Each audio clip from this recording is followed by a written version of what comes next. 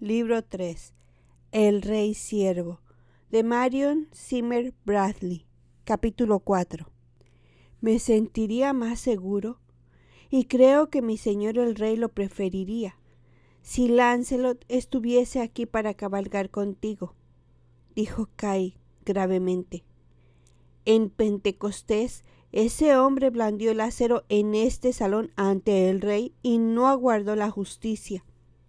Hermano tuyo o no, no me gusta que cabalgues con solo una dama y un chambelán. No es mi hermano, repuso Ginebra. Su madre fue la amante del rey durante un tiempo, pero la rechazó porque la encontró con otro hombre. Ella reclamó, y quizá le dijera a su hijo que Leodengrance era el padre. El rey nunca lo reconoció. De ser un hombre honorable, tal que mi señor pudiera confiar en él, quizá pudiera ser mi regente tanto como cualquier otro.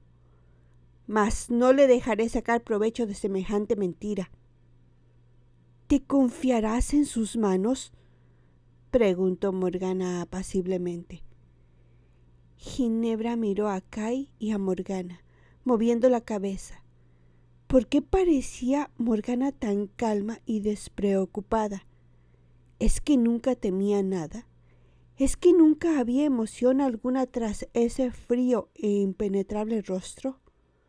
Lógicamente, sabía que Morgana, como todos los mortales, debería en ocasiones padecer dolor, quebranto, cólera, mas solo por 2 veces había visto realmente emociones en Morgana, y desde eso había pasado mucho tiempo. Una, cuando cayó en trance soñando con sangre sobre el hogar. Entonces gritó atemorizada. Y la otra, cuando Vivian fue asesinada ante sus ojos. No confío en él en absoluto, dijo Ginebra. Solo lo considero un codicioso impostor. Pero piensa, Morgana, toda su reclamación se basa en el hecho de que es mi hermano. Si me dirigiera el más mínimo insulto o me tratase con menos deferencia de la debida a su honorable hermana, su pretensión se mostraría falsa. Así pues, no se atreverá a hacer otra cosa que darme la bienvenida como a su hermana y reina. ¿Entendéis? Morgana se encogió de hombros. No confiaría en él ni siquiera hasta ese punto. Es cierto que, como a Merlín, la hechicería te da conocimientos para saber qué puede devenir de eso. No es necesaria la hechicería para saber que un villano es un villano, y ninguna sabiduría sobrenatural me obliga a no dejar que el vibrón más cercano me sustraiga la bolsa, dijo Morgana con indiferencia. Ginebra siempre se sentía compelida a hacer precisamente lo contrario de lo que Morgana le aconsejara. Estimaba que Morgana la creía una tonta sin seso ni para atarse los zapatos. Pensaba Morgana que ella, Ginebra, no podía resolver un asunto de estado hallándose ausente Arturo. Le era difícil tratar con Morgana desde el infortunado Beltane de hacía un año, cuando suplicó a su cuñada que le proporcionara un conjuro contra la esterilidad. Ella le había dicho que los encantamientos a menudo obran como no desearías que lo hicieran. Ahora, cuando quiera que la encontrara, pensaba que Morgana debía estar recordándolo también. Dios me castiga. ¿Acaso por mezclarme con la hechicería? ¿Acaso por aquella noche perversa? Y como siempre que permitía que el más vago recuerdo de aquel suceso le viniera a la memoria, sentía todo el cuerpo invadido por el deleite y vergüenza mezclados. Era fácil alegar que los 3 estaban ebrios, o excusarse por cuanto que lo sucedido aquella noche se hizo con el consentimiento de Arturo. En verdad, incitado por él. Empero, se trataba de un grave pecado de adulterio, y desde entonces había deseado a Lancelot noche y día, aunque apenas habían sido capaces de mirarse. No podía poner los ojos en los de él. ¿La odiaba por ser una mujer ignominiosa y adúltera? Debía despreciarla, pero le deseaba con terrible desesperación. Tras la fiesta de Pentecostés, Lancelot había permanecido poco tiempo en la corte. Nunca creyó que tuviera en tanta estima a su madre ni a su hermano Balán, y, sin embargo, se había dolido profundamente por ambos. Había permanecido lejos de la corte durante casi todo el tiempo. «Desearía», dijo Kai, «que Lancelot estuviese aquí. ¿Quién acompañaría a la reina en una misión de este tipo, salvo el guerrero que Arturo ha nombrado campeón y protector de la reina?» «Si Lancelot estuviera aquí», declaró Morgana, «muchos de nuestros problemas quedarían resueltos, pues él apaciguaría a Meleagrant con unas cuantas palabras. Pero de nada sirve de lo que no es posible. Ginebra, ¿quieres que viaje contigo para protegerte?» «En nombre de Dios», dijo Ginebra, «no soy una niña que no puede valerse sin una niñera. Llevaré a mi chambelán, Sir Lucan, y a Bracea, para que me peine el cabello y me anude el vestido si permanezco ahí más de una noche, y para que duerma a los pies de mi lecho. ¿Qué más necesito?» «Sin embargo, Ginebra, debes tener una escolta que cuadre a tu rango. Todavía se encuentran algunos de los caballeros de Arturo en la corte». «Llevaré conmigo a Hectorius», dijo Ginebra. «Es el padre adoptivo de Arturo y de noble cuna, un veterano en muchas de las batallas del rey». Morgana movió la cabeza, impaciente. «¿El viejo Hectorius y Lucan, que perdió un brazo en Monte Vadón? ¿Por qué no te llevas también a Kai y a Merlín, para disponer de todos los viejos y los tullidos? Deberías tener una escolta de buenos guerreros que puedan protegerte en el caso de que ese hombre tenga en mente apresar a la reina para pedir un rescate o algo peor». Ginebra repitió pacientemente: «Si no me trata como a su hermana, su reclamación es inútil. ¿Qué hombre amenazaría a su hermana? No sé si Meleagrant es tan buen cristiano como eso», repuso Morgana. «Mas, si no le temes, Ginebra, es que le conoces mejor que yo. Sin duda podrás encontrar una escolta de viejos y balbucientes veteranos para que cabalguen contigo. Puedes ofrecerle desposarse con tu deuda Elaine, para hacer que su pretensión de reinar sea más válida, y situarle como regente en tu lugar». Ginebra se estremeció al recordar el enorme hombre ataviado con pieles mal curtidas. «Elaine es una dama de cuidada educación. No la entregaría a hombre semejante», dijo. «Hablaré con él. Y, si me parece un hombre honesto y educado para mantener la paz en este reino y jura lealtad a mi señor Arturo, podrá reinar en la isla. Tampoco son de mi agrado todos los caballeros de Arturo, pero un hombre puede ser un rey honesto aunque no resulte adecuado para sentarse entre damas y charlar en el salón». «Me sorprende oírte decir eso», repuso Morgana. «Al escucharte cantar las alabanzas de mi pariente Lancelot, pensaba que no creías que ningún hombre pudiera ser un buen caballero a menos que fuese apuesto y apto para esta clase de asuntos cortesanos». Ginebra no deseaba disputar de nuevo con Morgana. «Vamos, hermana, quiero bien a Owain y sin embargo es un rudo hombre del norte que tropieza con sus propios pies y difícilmente tiene una palabra que decir a mujer alguna. Por cuanto sé, Meleagran también puede ser una joya perdida entre los pliegues de una arpillera, y por eso voy, para juzgar por mí misma. Por tanto, a la mañana siguiente, Ginebra se puso en camino con una escolta de 6 guerreros: Hectorius, el veterano Lucan, la doncella de compañía y un paje de 9 años. No había visto el hogar de su infancia desde el día en que lo abandonara con Igraine para casarse con Arturo.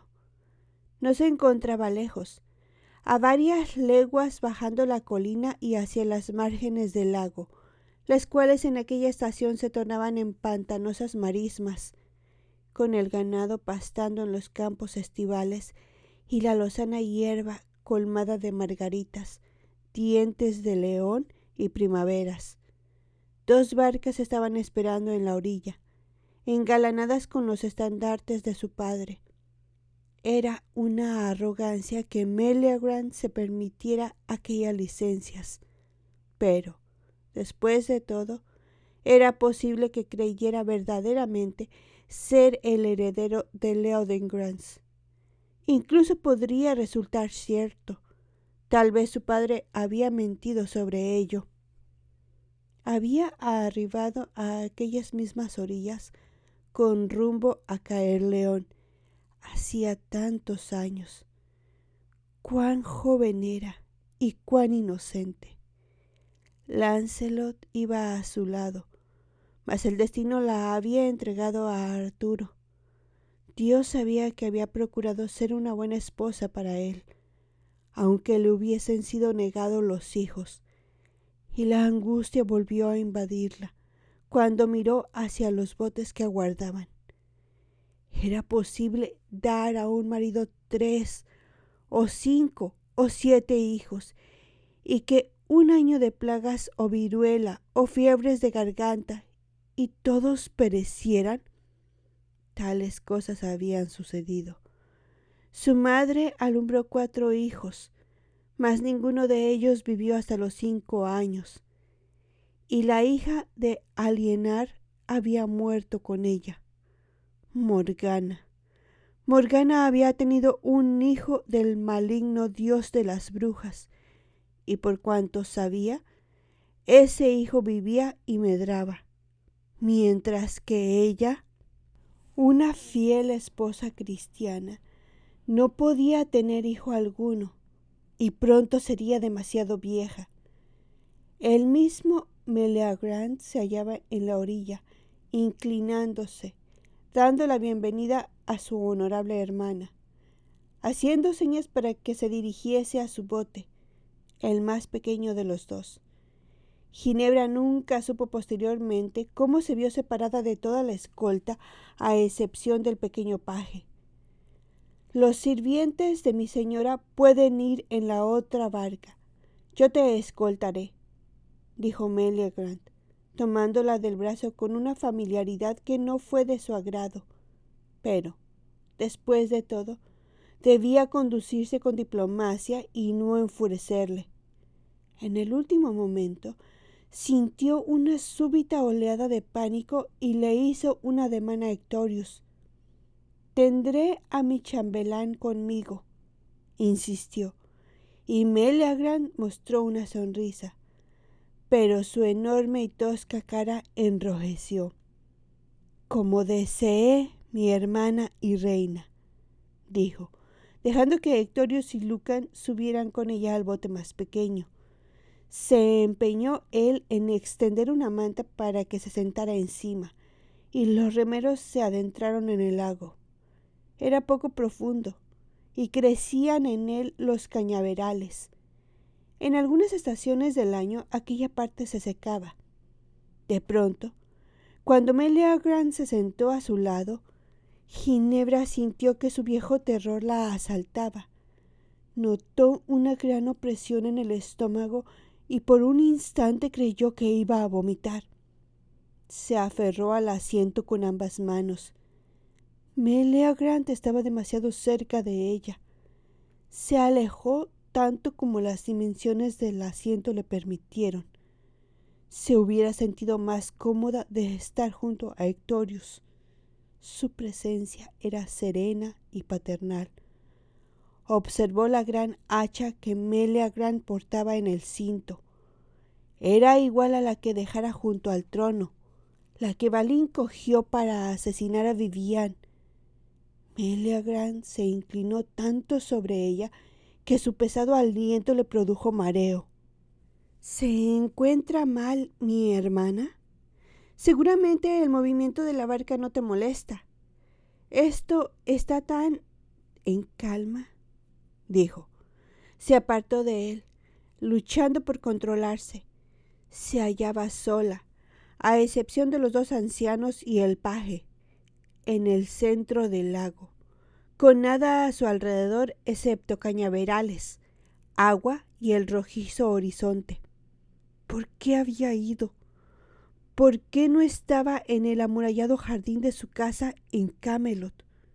No había seguridad aquí. Se encontraba en el exterior, bajo la extensión del cielo abierto, de forma que se sentía mareada, desnuda y expuesta. Pronto estaremos en la orilla, dijo Meleagran. Y si deseas reposar antes de que tratemos nuestros asuntos, hermana, he hecho que preparen para ti los aposentos de la reina. El bote se deslizó hasta la orilla. El viejo sendero se hallaba todavía ahí. Observó el angosto y serpenteante camino que subía al castillo y el viejo muro, donde se encaramó aquella tarde para contemplar a Lancelot correr entre los caballos. Se sentía confusa, como si aquello hubiera ocurrido el día anterior y ella continuara siendo una tímida muchachita.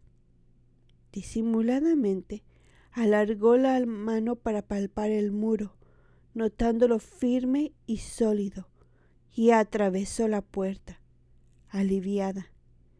El antiguo salón le pareció más pequeño que cuando moraba ahí. Se había acostumbrado a los grandes espacios en Caerleon y después en Camelot. El viejo asiento de su padre estaba cubierto de pieles como las que llevaba Meleagran, y una gran piel de oso yacía a los pies de éste. Todo parecía descuidado, las pieles raídas y grasientas, el salón sucio y con un acre olor a sudor. Arrugó la nariz, mas no era tan grande su alivio por encontrarse entre los muros que no le importó. ¿Vas a descansar y a refrescarte, hermana? ¿Te muestro tus aposentos? Difícilmente me quedaré aquí el tiempo suficiente para llamar los míos, aunque ciertamente me gustaría lavarme las manos y quitarme la capa. ¿Quieres enviar a alguien en busca de mi sirvienta? Has de tener esposa si quieres pensar en ser regente aquí, Meleagran, dijo sonriendo. Hay tiempo de sobra para eso, repuso él. Te mostraré los aposentos que he dispuesto para mi reina. La condujo por las viejas escaleras que estaban igualmente sucias y abandonadas. Ginebra frunció el ceño y se sintió menos inclinada a nombrarlo regente. Si se hubiese trasladado al castillo, restaurándolo, si hubiese instalado en él a una esposa y buenos sirvientes para mantenerlo en buen estado, con la limpieza adecuada y activos soldados, bien, pero sus soldados parecían incluso más villanos que él mismo, y todavía no había visto a ninguna mujer por el lugar. Un ligero desfallecimiento comenzó a embargarla. Tal vez no había sido demasiado inteligente al ir allí sola, al no insistir en que la escolta la acompañase a cada paso del camino. Se volvió en las escaleras diciendo: «Quiero que mi chambelán me acompañe. Ten la bondad, y que busquen a mi sirvienta enseguida». «Como mi dama desee», dijo él, e hizo una mueca. Sus dientes parecían muy largos, amarillentos y manchados. Pensó, es como una bestia salvaje, y se aplastó contra el muro, aterrorizada. Mas, con alguna reserva interior de fortaleza, acertó a decir firmemente: Ahora, por favor, llama a Lord Hectorius, o volveré a bajar al salón hasta que se haya aquí mi sirvienta. No es decoroso que la reina de Arturo vaya sola con un extraño. ¿Ni siquiera con su hermano?, inquirió Meleagant. Mas Ginebra, pasando bajo su brazo extendido, vio que Hectorius había entrado en el salón en pos de ella. Padre adoptivo, acompáñame, ten la bondad, y manda a Sir Lucan en busca de mi doncella, gritó. El anciano subió las escaleras lentamente tras ellos, adelantándose a Meleagant, y Ginebra alargó el brazo para apoyarse en él. Meleagant parecía descontento ante esto. Llegaron al final de las escaleras, a la cámara en la cual residió Alienar. Ginebra había ocupado una pequeña estancia junto a la suya. Meleagant abrió la puerta. Olía a rancio y a humedad en el interior. Ginebra titubeó. ¿Acaso debiera insistir en volver a la planta baja y negociar de inmediato? Difícilmente podría refrescarse o reposar en una estancia tan sucia y abandonada como aquella. Tú no, viejo, dijo Meleagant, girándose repentinamente y empujando a Hectorius con fuerza por las escaleras.